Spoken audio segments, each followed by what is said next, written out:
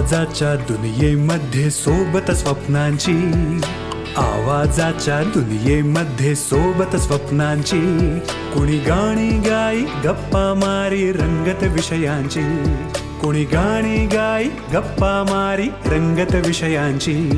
या रेडिओच्या लहरींवरती चंगळ श्रोत्यांची, या रेडिओच्या लहरींवरती चंगळ श्रोत्यांची. ही इन्फिनिटीची वाणी आहे 100 नम्राची, ही इन्फिनिटीची वाणी आहे 100 नम्राची, ही इन्फिनिटीची वाणी आहे 100 नम्राची. पिंपरी चिंचवड एज्युकेशन ट्रस्ट संचालित infinity community radio 90.4 FM, reflecting you.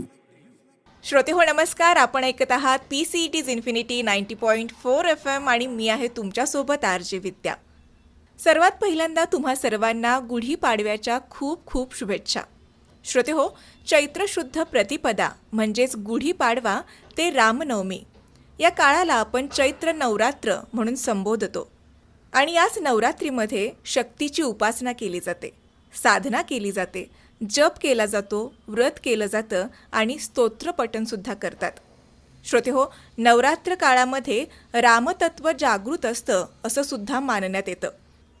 श्रोते हो, रामरक्षा स्तोत्रामध्ये श्रीरामाचे विविध रूपात संरक्षण मागितलं जातं आणि यामुळंच आपल्या मनाला, आपल्या बुद्धीला, एकंदरीतच आपल्या जीवनाला योग्य दिशा मिळते असं भक्त मानतात. आणि श्रोते हो, या चैत्र नवरात्रीमध्येच आपण सर्वांनी याचा अनुभव घ्यावा यासाठीच इन्फिनिटी कम्युनिटी रेडिओ सादर करत आहे कार्यक्रम शतकोटीचे बीज. सादर करते आहेत डॉक्टर शिवलीला पाटील. श्रोते हो, आजच्या भागात आपण जाणून घेणार आहोत राम या शब्दाचा अर्थ, रामनामाची दिव्य शक्ती, रामरक्षा स्तोत्राची निर्मिती कशी झाली याची सुंदर कथा आणि श्रीरामाच्या सगुण ध्यानमूर्तीचं भावपूर्ण वर्णन. तेव्हा ऐकूया शतकोटींचे बीज या कार्यक्रमाचा आजचा पहिला भाग. सादर करते आहेत डॉक्टर शिवलीला पाटील. श्रीराम जय राम जय जय राम, श्रीराम जय राम जय जय राम, श्रीराम जय राम जय जय राम, श्रीराम जय राम जय जय राम. नमस्कार. PCET's इन्फिनिटी 90.4 FM वर मी डॉक्टर शिवलीला पाटील तुम्हा सगळ्यांचं हार्दिक स्वागत करते. सर्वप्रथम तुम्हा सगळ्यांना नवीन वर्षाच्या हार्दिक शुभेच्छा. चैत्र शुद्ध प्रतिपदा ते चैत्र शुद्ध नवमी हा जो काळ आहे त्याला आपण चैत्री नवरात्र असं म्हणतो किंवा हा काळ रामनवरात्र म्हणून देखील साजरा केला जातो. तर याच सुंदर पर्वाचं औचित्य साधून आपण आजपासून एका नवीन सत्राला सुरुवात करत आहोत, ज्याचं नाव आहे शतकोटीचे बीज. हे जे रामनवरात्र पर्व आहे या पर्वामध्ये रामरक्षेचं पठण, त्याचं चिंतन हे अत्यंत फलदायी ठरतं अशी मान्यता आहे. प्रतिपदेपासून नवमीपर्यंत जर रोज 13 वेळा रामरक्षेचं पठण केलं, त्याचं मनन केलं तर तो मंत्र सिद्ध होतो अशी मान्यता आहे. त्यामुळं या काळामध्ये आपण रामरक्षा अर्थासहित समजून घेण्याचा थोडासा प्रयत्न करूयात. समर्थ रामदास स्वामी म्हणतात, तुम्ही श्रोते जगदीश मूर्ती.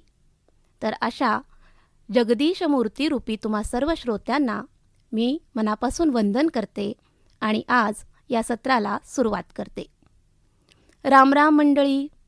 बघा, आपण एकमेकांना भेटलो की काय म्हणतो बरं, तर राम राम ही आपली अगदी जुनी पद्धत. एखाद्या गोष्टीत अर्थ नसला तर आपण लगेच म्हणतो, हां यात काही राम नाही बुवा.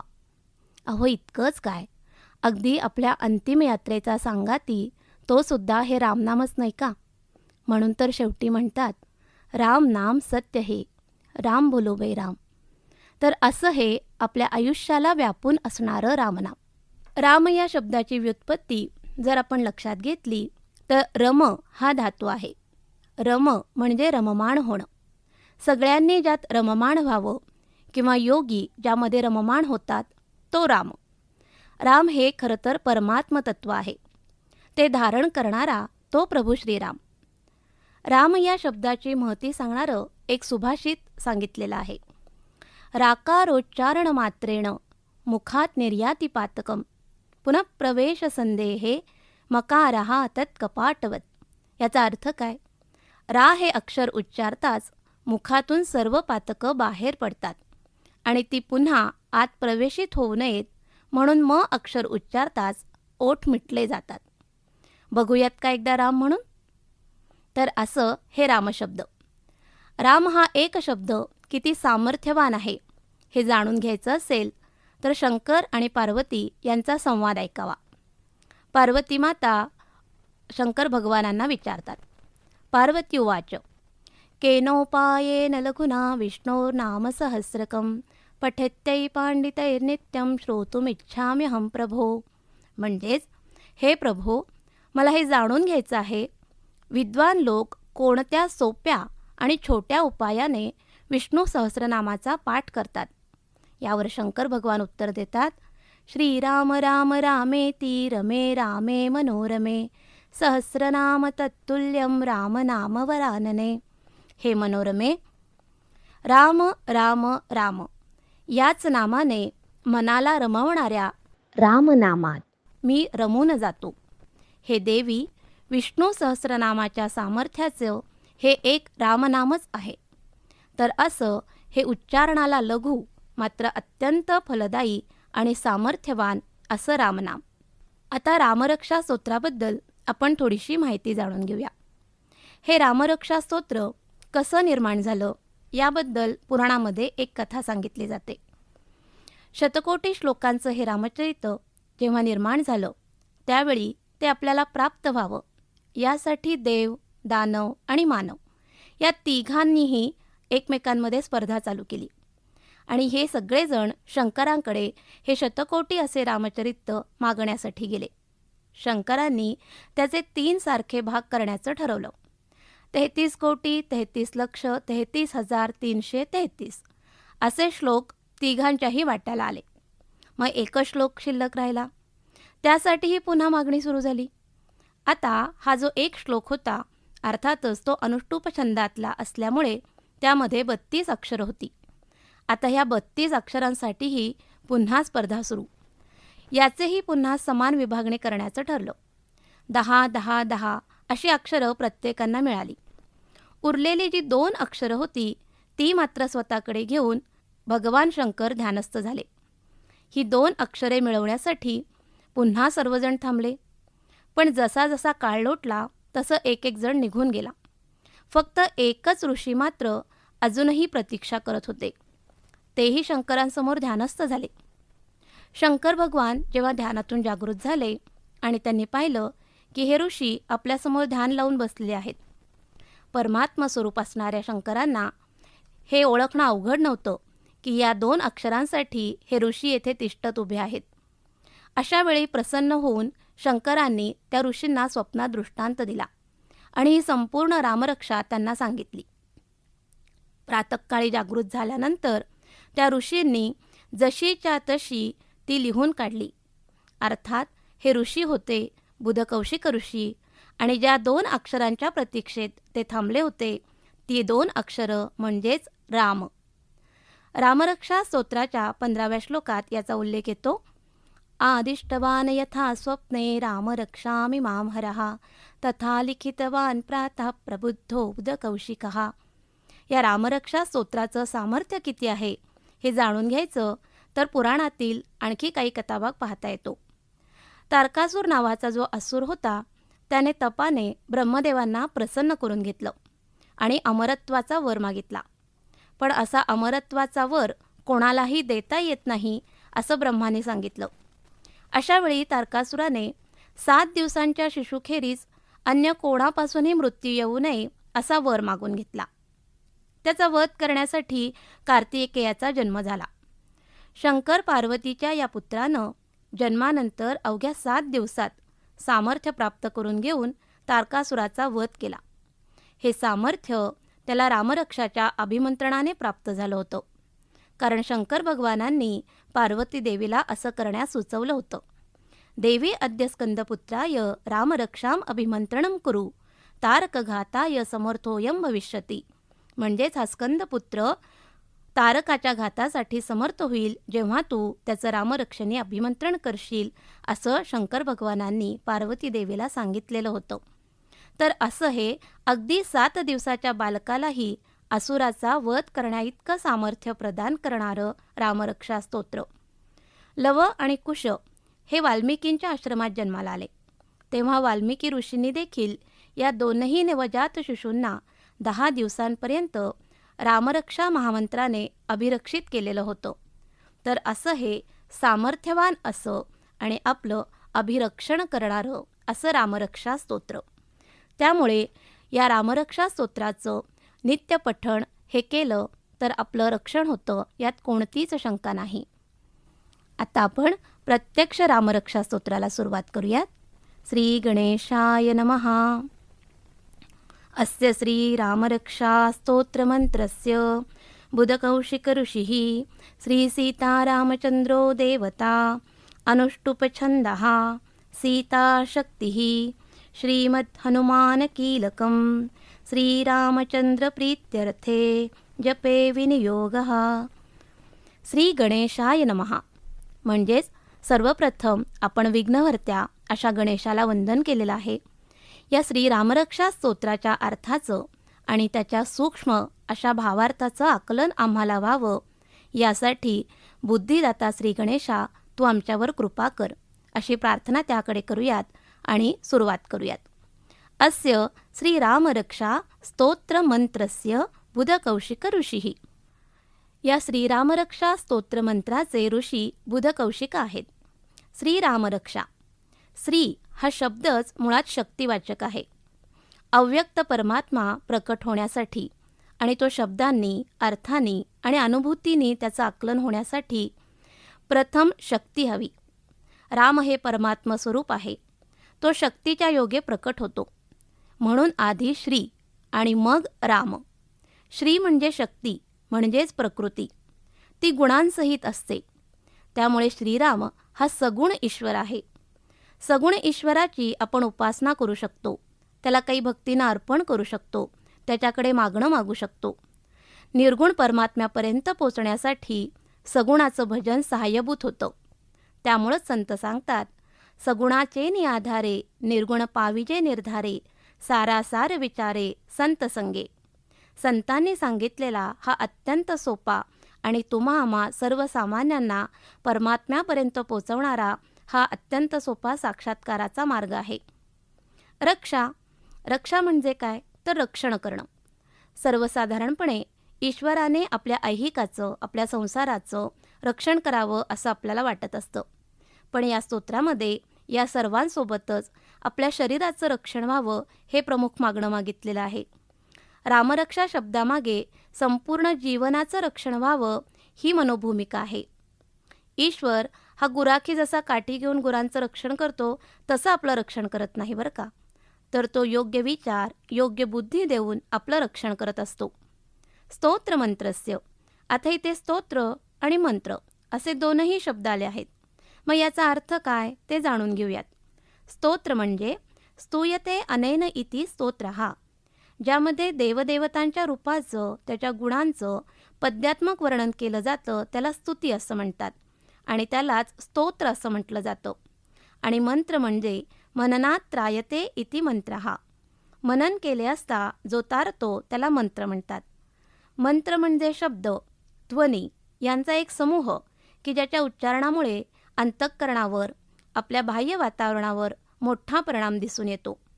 योग्य उच्चारांची बाह्य स्पंदनं आणि त्याबरोबर अंतरंगामध्ये उमटणारी योग्य अर्थाची अंतःस्पंदनं या सगळ्यांचा एकत्रित परिणाम विलक्षण प्रेरक आणि तारक ठरतो. म्हणूनच अशा रामरक्षा स्तोत्रमंत्राचे अर्थ समजून घेऊन आपण जर नित्य पठण केलं तर आपलं रक्षण नक्कीच होईल. बुधकौशिक ऋषीही, आधी आपण पाहिल्याप्रमाणे बुधकौशिक ऋषींनी ही रामरक्षा लिहिली. पण खरं तर ऋषींना स्वप्नात जसं दिसलं तसं त्यांनी प्रातःकाळी हे लिहून काढलं. यानुसार हे ऋषी ह्या मंत्राचे कर्ते नसून ते ह्या मंत्राचे द्रष्टे आहेत हे आपल्याला लक्षात येतं. बुध म्हणजे ज्ञान किंवा बुध म्हणजे ज्ञानी आणि कौशिक म्हणजे कुशिक कुळातला. कुशिक राजाचा पुत्र गाधी आणि गाधीचा पुत्र विश्वामित्र. त्यामुळे कुशिकाचा नातू म्हणून देखील विश्वामित्रांना कौशिक असं म्हणतात. आणि ते ज्ञानी होते यात काही वादच नाही. त्यामुळे बुधकौशिक म्हणजे विश्वामित्र असं आपण म्हणू शकतो. श्री सीतारामचंद्रो देवता या मंत्राची देवता श्री सीतारामचंद्र आहे. जसं गूळ आणि गोडी, सूर्य आणि त्याची प्रभा, कापूर आणि त्याचा परिमळ वेगळा करता येत नाही, तसं सीतारामचंद्र हे अभिन्न आहेत. ह्या दोन वेगवेगळ्या देवता नव्हेत. ह्या दोनही एकत्वाने इथे सांगितलेल्या आहेत. रामरक्षेची श्री सीतारामचंद्र ही एकात्मक देवता आहे. त्यामुळेच इथे देवता या शब्दाचं एकवचन वापरलं आहे हे आपल्याला लक्षात येतं. अनुष्टुप छंद या स्तोत्राचा छंद अनुष्टुप आहे. या छंदामध्ये 32 अक्षरं असतात. सीता शक्ती सीता ही शक्तिरूपिणी आहे. सीतेचा जन्म कसा झाला हे आपण जाणून घेतलं तर ती कशी शक्तिरूपिणी आहे हे आपल्याला नक्की लक्षात येतं. पूर्वीच्या काळात पद्माक्ष नामक राजाने तप आणि अनुष्ठानाने लक्ष्मीला प्रसन्न करून घेतलं आणि तू माझी कन्या हो असा वर मागून घेतला. तिने त्याला तो वर मिळवण्यासाठी भगवान विष्णूंना प्रसन्न करून घ्यायला हवं असं सांगितलं. त्याप्रमाणे त्यांनी ते केलं. पद्मावतीच्या रूपात लक्ष्मी त्याची कन्या झाली. ती अत्यंत सुंदर होती. रावण आणि इतर राक्षसांनी मिळून तिच्या प्राप्तीसाठी पद्माक्षाशी युद्ध केलं. त्यात पद्माक्ष राजाचा अंत झाला. पद्मावतीने अग्निकुंडात उडी घेतली. अग्नी विझल्यावर रावणाला त्यात 5 रत्न मिळाली. ती त्याने एका पेटीत घालून नेली आणि आपल्या देवाऱ्यात नेऊन ठेवली. राणी मंदोदरी ती पेटी हलवू शकली नाही. रावणाला देखील सर्व शक्ती लावूनही ती पेटी हलवता येईना. त्याने ती पेटी उघडली तर त्यात रत्नांपेक्षा तेजस्वी आणि सुंदर अशी एक कन्या होती. मंदोदरी म्हणाली, ही राक्षस कुळाचं वाटोळं करेल, म्हणून हिला राज्याबाहेर दूर नेऊन टाका. अनेक सामर्थ्यवान राक्षसांनी मिळून ती पेटी कशीबशी हलवली आणि ती मिथिलेत नेऊन एका आचारसंपन्न ब्राह्मणाच्या शेतात पुरली. जमीन नांगरताना ती पेटी वर आली. त्या ब्राह्मण शेतकऱ्याने जमिनीखालची संपत्ती माझी नाही, ती राजाची आहे असं म्हणून ती पेटी जनकाला दिली. नांगराच्या फाळाने भूमीत खोल उमटलेली जी रेष असते तिला सीता म्हणतात. म्हणूनच तिला सीता हे नाव पडलं. अशी ही सीतामाता. रावणाला जिला उचलता आलं नव्हतं इतकी शक्तिवान असणारी ती सीता मात्र या सत्शील अशा ब्राह्मणाच्या ठिकाणी मात्र अत्यंत हलकी होऊन राहिली. तर अशी ही शक्ती स्वरूप असणारी सीता. जनक राजाकडे जेव्हा परशुराम आले होते तेव्हा त्यांचं शिवधनुष्य सीतेने खेळायला मागितलं आणि जे उचलणं अनेक वीरांना शक्य नव्हतं असं ते शिवधनुष्य सीतामाता घोडा म्हणून खेळणं म्हणून खेळत होती. तेव्हाच परशुराम जनकाला म्हणाले होते की ही शक्ती स्वरूपिणी आदिमाया आहे. तर अशी ही शक्ती स्वरूपिणी सीता या रामरक्षा स्तोत्राची सुद्धा शक्ती आहे हे आपण लक्षात घेतलं पाहिजे. श्रीमद हनुमान कीलकम. कीलक म्हणजे चावी किंवा किल्ली, तसंच कीलक याचा अर्थ चाक किंवा आस असा सुद्धा होतो. रामकथेला हनुमंतामुळे वेग येतो. रामचरितात हनुमंताचे रामकार्य पाहिलं की असं वाटतं रामकथेची चाकं हनुमान या आसाभोवती फिरत आहेत.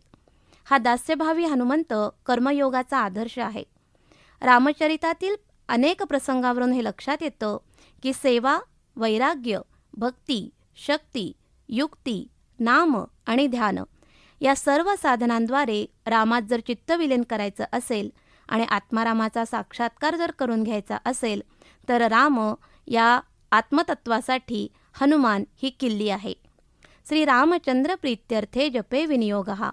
जप म्हणजे पुन्हा पुन्हा म्हणणे किंवा स्मरण करणे. विनियोग म्हणजे योग्य पद्धतीने प्रक्रिया करणे, उपयोग करणे. सर्वसाधारणपणे ऐहिक सुखासाठी जपसाधना केली जाते, पण केवळ याच्यासाठी रामाचं स्मरण करू नये. श्री रामचंद्र प्रीत्यर्थे म्हणजे श्रीरामाची प्रीती प्राप्त व्हावी यासाठी या जपाचा विनियोग करावा. रामाचे स्मरण हे प्रेमपूर्वक करावं, ते कामपूर्वक करू नये.